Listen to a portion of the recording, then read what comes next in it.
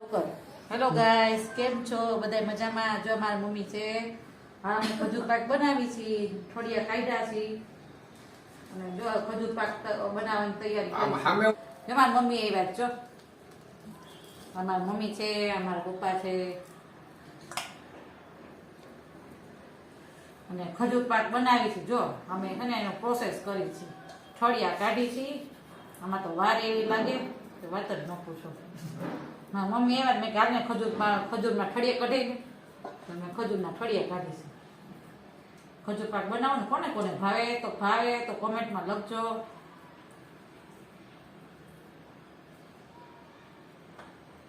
તો જો ખાંડવી બનાવી હતી, કાલે ખાંડવી બનાવી ને આજે ખાંડવી બનાવી. વાણી કેમ ખાંડવી કરી દે એને આવ્યો તાવ તો કે ગળે ઉતરતું નથી નીચે, તો અત્યારે એ થોડીક નીચે ફ્રેશ થવા ગઈ છે. ખાંડવી જો, હા ખાંડવી બનાવી દેખાડજો તો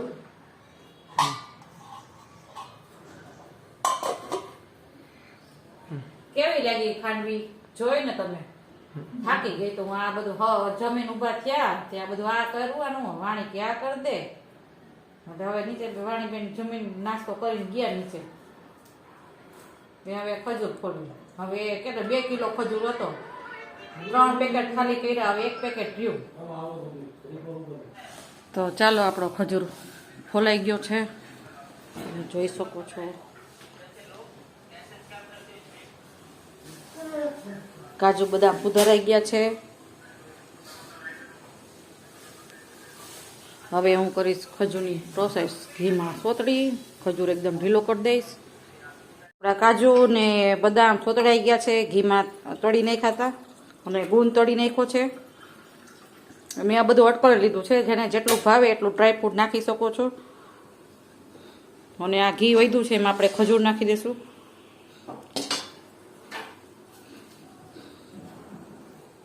અને આમ પકડજો.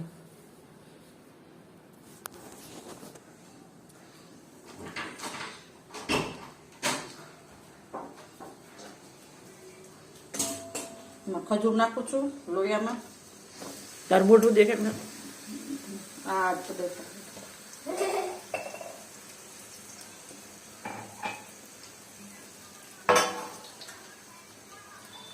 જલજીરા વાળું પાણી પીવું છું. હે ડીટિયા રહી ગયા જો. રહી ગયું ન દેખાડો થોડું સોરી હો. તમે ચીકણું ચીકણું હોય ને એમ તો બે બધા વીણી વીણી ઊભી રહી જાય છે એવું ના ના એ નથી નથી ના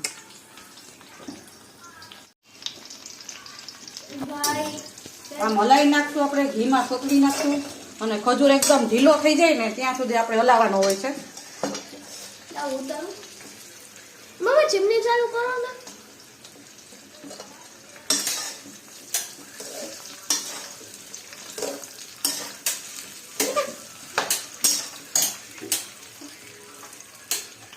અચ્છા એ ચાલુ જો ત્રીજી વાળી છે ને મમ્મા, એમાં અવાજ આવશે વાણી.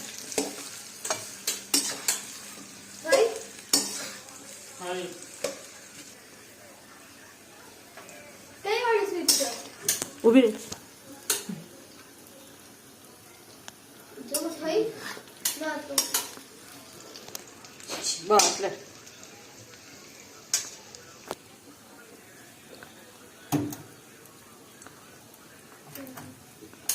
ત્રીજી સ્વીચ.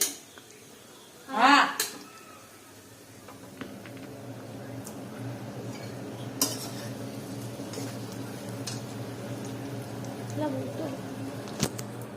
ચીમની કરી દીધી છે ચાલુ.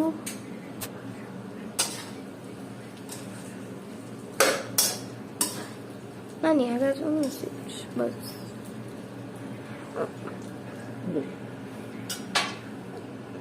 મમ્મા ચોકલેટ લાગે છે યાર. સો ચોકલેટ એની કોફી બીન્સ, જ્યારે આખા ફૂલેલા કોફી બીન્સ.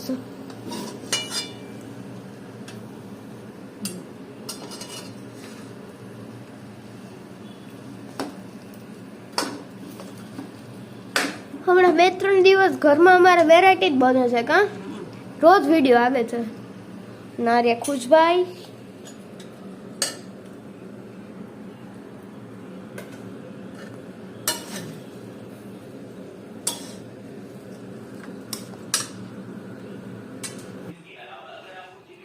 ખજૂર પાક તૈયાર થઈ ગયો છે ને હાલો લાડુડી વણાવો. તો લાડુડી આપણે કરી છે, થાળીમાં પાથરતા નથી, બધા લાડુ બહુ ભાવે. ડ્રાય ફ્રૂટ તો એટલું નાખ્યું છે કે વાત જ ન પૂછો. મમ્મા સોરી તમને ઇન્ટરપ્ટ કરું છું પણ મારા રૂમની સિરીઝ કેમ મૂકી છે એ તારે હાય હું કરી ક્રિસમસ આવે છે મારે એસ્થેટિક રૂમમાં ડેકોરેશન કરવું છે અંદર ખાનામાં જ છે સિરીઝ. કે મારા રૂમનું હમ તમને લોકોને દેખાડીશ કે હું કેવું ડેકોરેશન કરું છું કોઈ માં ગરમ છે.